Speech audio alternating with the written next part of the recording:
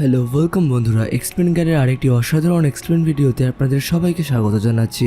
আজকে আমরা only for লাভের এপিসোড 22 নিয়ে এক্সপ্লেন করব। তবে তার আগে আপনারা যদি চ্যানেলে নতুন হয়ে থাকেন অবশ্যই চ্যানেলটাকে সাবস্ক্রাইব করবেন এবং পাশের থাকা বেল আইকনটি অল অপশনে ক্লিক করে দেবেন এবং কমেন্ট করে জানাবেন এক্সপ্লেনটি কেমন লাগলো। এরপরে আমরা সইকে দেখতে পারি যাকে তার বন্ধু জিজ্ঞাসা করছে, আমি পার্টিতে কি তোমার এক্স এবং তোমার এক্স এর গার্লফ্রেন্ডকে ডাকতে পারি? তখন তার কথায় সইও হ্যাঁ বলে, কিন্তু মনে মনে তো সে চাইছিল যাতে সে তাদের নাই ডাকে এবং কল কাটার পরে সে ভাবে আমি পার্টিতে শিয়ানকে নিয়ে যাই, কিন্তু তার সেই দিন তো টাইম নাও হতে পারে। আমার তাহলে কি করা উচিত? সে এইসব বিষয় নিয়ে ভাবছিল। তখনই আমরা কনফারেন্সের সিন দেখতে পারি, যেখানে কনফারেন্স শেষ হওয়ার পরে সবাই বেরিয়ে গেছিল, কিন্তু ইউ দেখতে পায় সেখানে শিনলি একাই বসে রয়েছে। সেই কারণে সে শিনলির কাছে যায় এবং তাকে ডাকে। শিনলি তার দিকে তাকিয়ে থাকলে ইউ তাকে জিজ্ঞাসা করে, তুমি এখানে কি করছো? তখন শিনলি বলে, আসলে সইয়া আমাকে কিছু কোশ্চেন লিখতে বলেছিল, সেইগুলোই আমি লিখছি। এরপরে শিনলি ইউকে গুয়ানজিং এর কথা জিজ্ঞাসা করে। গুয়ানজিং এর কথা শোনা মাত্র তার একটু জেলাসি হয়, সেই কারণে সে সেখান থেকে চলে যাচ্ছিল। তখনই শিনলির কাছে গুয়ানজিং এর মেসেজ আসে এবং বলে, আমার জন্য তোমাকে 40 মিনিট ওয়েট করতে হবে। এবং অন্যদিকে ইউ তাকে ডাকে যে তুমি কি এখান থেকে যাবে? তার কথা শোনার পরে শিনলি কিছুই বুঝতে পারে না, কিন্তু তাও সে তার পেছনে দৌড়াতে শুরু করে। এবং অন্যদিকে আমরা সইকে দেখতে পারি যে ঘুম থেকে ওঠার পরে শিয়ানকে খবর দেয় যে আমার ঘুম হয়ে গেছে। তখন শিয়ান তাকে জিজ্ঞাসা করে, তাহলে তুমি এবারে কি করবে? তখন সইয়েরও মাথায় আসছিল না যে সে এরপরে কি করবে। সেই কারণে শিয়ান থেকে বলে, চলো আমরা তাহলে একটা মুভি দেখে আসি। মুভির নাম শোনা মাত্রই সই তো খুব খুশি হয়ে যায় এবং তার মোবাইলটা ছুঁড়ে ফেলে রেডি হতে শুরু করে। এরপরে তাদের আমরা মুভি দেখার সিন দেখতে পাই, যেখানে সই তো মুভি দেখে না, উল্টে সে টিকিটের ছবি তুলে পোস্ট করে এবং এই ছবিটা সে তার বন্ধুকেও পাঠায়। এরপরে সে তার বন্ধুর সাথে কথা বলতে শুরু করে। তখনই সে জানতে পারে তার পোস্টে শিয়ানও লাইক করেছে। এইটা দেখা মাত্র সে শিয়ানের দিকে তাকায় এবং শিয়ানও তখন তার মোবাইল কেটে রেখে দেয়। এরপরে মুভির দিকে ফোকাস করে। অন্যদিকে আমরা শিনলিকে দেখতে পারি, সেও তাদের ফটোটাকে দেখে এবং তার আঙ্কেল যেহেতু এই ফটোটাকে লাইকও করেছিল, সেই কারণে সে আরো অবাক হয়ে যায় এবং মনে মনে ভাবে হয়তো তারা একসাথে কাজ করে বলেই আঙ্কেল তার পোস্টে লাইক করেছে এবং ইউ তার সাথে যেতে পারে, হয়তো জেলাসির কারণে আঙ্কেল তার পোস্টে লাইক করেছে। সে এইসব বিষয় নিয়ে ভাবছিল। তখনই মাথায় আসে, আমি নিজে গিয়ে কনফার্ম করে নিই যে এটা ঠিক না ভুল। তখনই সে প্রফেসর ইউ এর রুমের সামনে যায় এবং রুমের দরজা ধাক্কাতেই যাচ্ছিল। তখনই তার মাথায় আসে, যদি সে তার সাথে না যায় তাহলে আমাকে দেখার পরে তার বোরিং ফিল হতে পারে। সেই কারণে তার দরজার সামনেই সে ঘোরাঘুরি করতে শুরু করে। অন্যদিকে হোটেলওয়ালারা ইউকে কল করে এবং বলে, আপনার ঘরের বাইরে একটা মেয়ে ঘোরাঘুরি করছে, আপনি পারলে আপনার দরজাগুলো লক করে রেখে দিন। তার কথা শোনার পরে সে দরজা দিয়ে দেখতে যায় এবং তখন সে দেখতে পায় এটা আর কেউই না, শিনলি ঘুরছিল।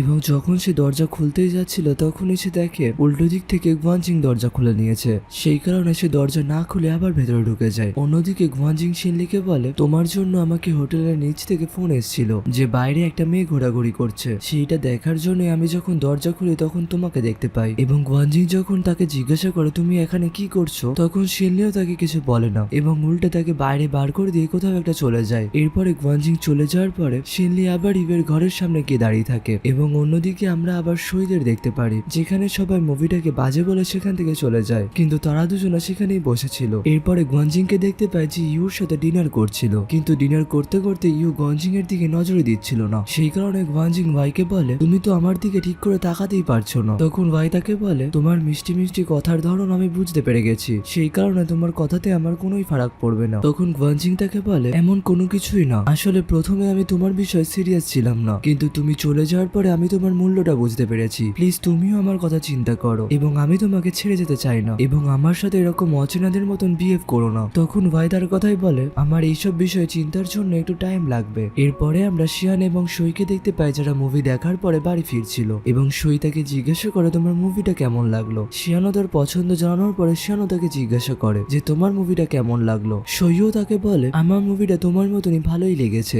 এরপরে শিয়ান সেই মুভিটার সম্বন্ধে জিজ্ঞাসা করলে সই এবং শিয়ান সেই মুভির সম্পর্কেই কথা বলতে শুরু করে এবং এরপরে যখন তারা হোটেলে ঢুকে তখন সই দূর থেকে ইউ এবং গুয়ানজিংকে দেখতে পায়। তাদের দেখার সঙ্গে সঙ্গে সই শিয়ানের কাছ থেকে হাতটা ছাড়াতে যায়, কিন্তু শিয়ান তখন তার হাতটা না ছেড়ে আরো জোরে ধরে এবং যখন তারা সামনাসামনি পড়ে যায় তখন সই শিয়ানের হাতটা ছেড়ে দেয় এবং তাদের বলে, আমার তো শিয়ানের সাথে রাস্তাতেই দেখা হয়ে গেছিল, তোমার সাথে ইউ এর কোথায় দেখা হলো? তখন গুয়ানজিং তাদের বলে, আমার সাথে ইউ এরও রাস্তাতেই দেখা হয়েছে। অন্যদিকে শিয়ানেরও সইয়ের ওপর খুব রাগ উঠছিল এবং এরপরে গুয়ানজিং এবং শিয়ান কথা বলতে শুরু করে এবং একে অপরের সাথে কথা বলতে বলতে তারা হাঁটতে শুরু করে। অন্যদিকে দাঁড়িয়ে সই এবং ভাই একে অপরের দিকেই তাকিয়েছিল। এর পরের সিনে আমরা শিনলিকে দেখতে পারি যে ইউকে মেসেজ করে বলছে একটা নতুন মুভি বেরিয়েছে, চলো আমরা দেখে আসি এবং তার সাথে সাথে মুভিটার লিঙ্কও পাঠিয়ে দেয় এবং মনে মনে ভাবে ইউ এইবারে আমাকে না করতে পারবে না, কারণ এটা খুব সুন্দর একটা রোমান্টিক মুভি। কিন্তু ইউ তাকে তাও মানা করে দেয়, কারণ কালকে সকালের শিডিউল তার খুব টাফ ছিল। শিনেরও তখন তার এইসব কথা শুনে রাগ উঠে যায়। অন্যদিকে দাঁড়িয়ে শিয়ানেরও সইর ব্যবহারের জন্য খুব মাথা গরম ছিল।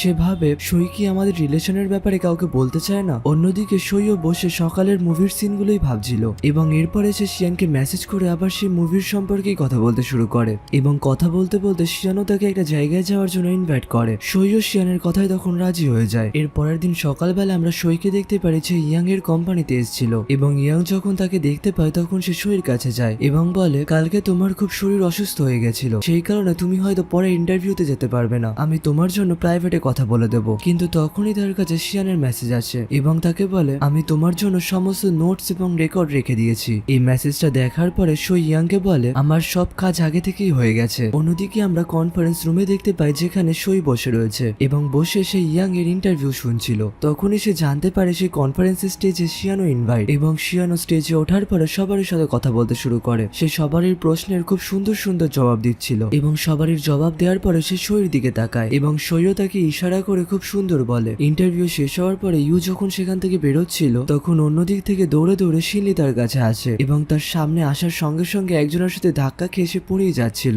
তখনই তাকে ইউ ধরে নেয় এবং কিছুক্ষণের জন্য তারা একে অপরের খুব কাছাকাছি চলে আসে। তখনই শিনলি তাকে বলে তুমি এরপরে ফ্রি থাকলে চলো আমরা একসাথে খাবার খেতে যাই। ইউ তখন তার কথায় রাজি হয়ে যায়। অন্যদিকে শিয়ানো কাজ শেষ করার পরে সইয়ের কাছে আসে। সইও তার জন্যই অপেক্ষা করছিল এবং সে আসার পরে সই তার সাথে ফ্লার্ট করতে শুরু করে এবং কথা বলতে বলতে যখন তারা সেখান থেকে চলেই যাচ্ছিল তখন হে ইয়াং তাদের ডাকে। আসলে সে সইয়ের সাথেই কথা বলতে এসেছিল, কিন্তু সে শিয়ানকে বলে তুমি সইয়ের কে হও। শিয়ান কিছু বলতেই যাবে তখনই সই তাকে বলে দেয় যে শিয়ান আমার বয়ফ্রেন্ড হয়। তখন হিয়াং শিয়ানকে বলে তোমাকে আমার একটা কথা বলার ছিল, আসলে আমি সইকে পছন্দ করি এবং বলে কাজের দিক থেকেও আমি তোমার থেকে এগিয়ে যাব এবং সইকেও আমি তোমার থেকে নিয়ে নেব। তখন তার কথা শিয়ান বলে আমি সইকে নিয়ে কম্পিটিশন করতে চাই না, ও কার সাথে থাকবে এটা পুরোটাই ওরই মর্জি। তার এই কথা শোনার পরে সই ইমপ্রেস হয়ে যায় এবং তারা সেখান থেকে চলে যায়। অন্যদিকে আমরা শিনলি এবং প্রফেসর ইউকে দেখতে পারি যারা একসাথে খাবার খাচ্ছিল এবং শিনলি তাকে বলে তুমি এইবারে একবার বলাতে কি করে মেনে গেলে। তখন তার কথা ইউ বলে তুমি এতবার করে বলছিলে সেই কারণেই আমি এলাম, এতে এমন কি ব্যাপার আছে। তখন শিনলি তাকে বলে আসলে আমি শুনেছিলাম দুজন মানুষ যদি একসাথে বসে খায় তাহলে দুজন দুজনের ব্যাপারে খুব ভালো করে জানতে পারে,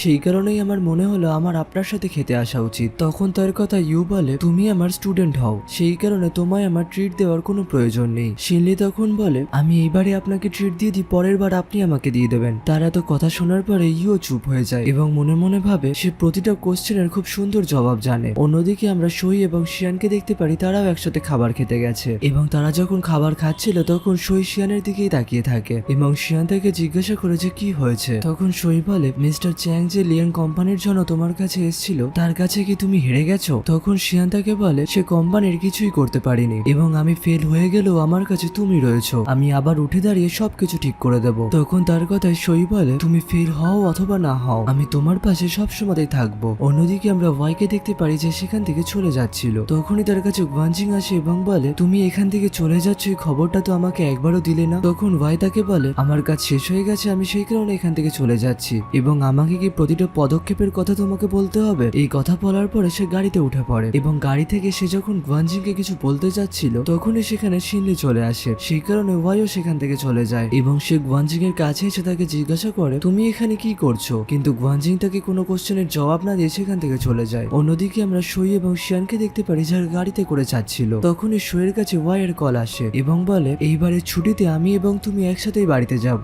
এই কথাটা সে শিয়ানকে বলে ছুটিতে আমি বাড়িতে গেলে আমরা দুজন কতটা দূরে হয়ে যাব। তখন শিয়ান তাকে বলে ছুটিতে না হলে আমি তোমাকে বাড়িতে দিয়ে আসবো। এবং এরপরে আমরা শিয়ানকে দেখতে পারি সে সেই ব্যাটারি কোম্পানির সাথে মিটিং করছে এবং মিটিং শেষ হওয়ার পরে সে তার অ্যাসিস্ট্যান্টের সাথে কথা বলে। অন্যদিকে আমরা সইকেও অফিসে দেখতে পারি যে শিনলিকে অনেক কাজ দিচ্ছিল। তখন শিনলি তাকে বলে কিছুদিন পরে তো আমাদের কাজের ছুটি, আমি এখনই সমস্ত কাজ মিটিয়ে দিতে চাই, আমি ছুটিতে কোনো কাজ করতে চাই না। এবং অন্যদিকে লিঙ্গো যখন সেখান থেকে যাচ্ছিল তখন সেও তাদের সাথে খুব সুন্দরভাবে কথা বলে। তার এমন বিহেভিয়ার দেখার পরে নান বলে একদিন না একদিন সবারই আসল রূপটা সবারই সামনেই চলে আসে। তার এই কথা শুনে সইও একটু টেনশনে পড়ে যায় যে আমার সতীটা যখন শিয়ানের সামনে আসবে তখন সে কি করবে। এই কথা ভেবে ভেবেই শিয়ান যখন তাকে রাত্রে ডিনারের কথা বলে তখন সই তাকে বলে ওভারটাইম কাজ করার জন্য আমি তোমার সাথে ডিনারে যেতে পারবো না। অন্যদিকে শিয়ান ও তার ড্রাইভারের সাথে সইর কোম্পানির নিচেই ওয়েট করছিল। ড্রাইভার এবার যখন শিয়ানকে বলে আমরা এবারে যেতে পারি, তখন শিয়ান তাকে বলে না, আর কিছুক্ষণ ওয়েট করে যাও, তারপরে আমরা যাব।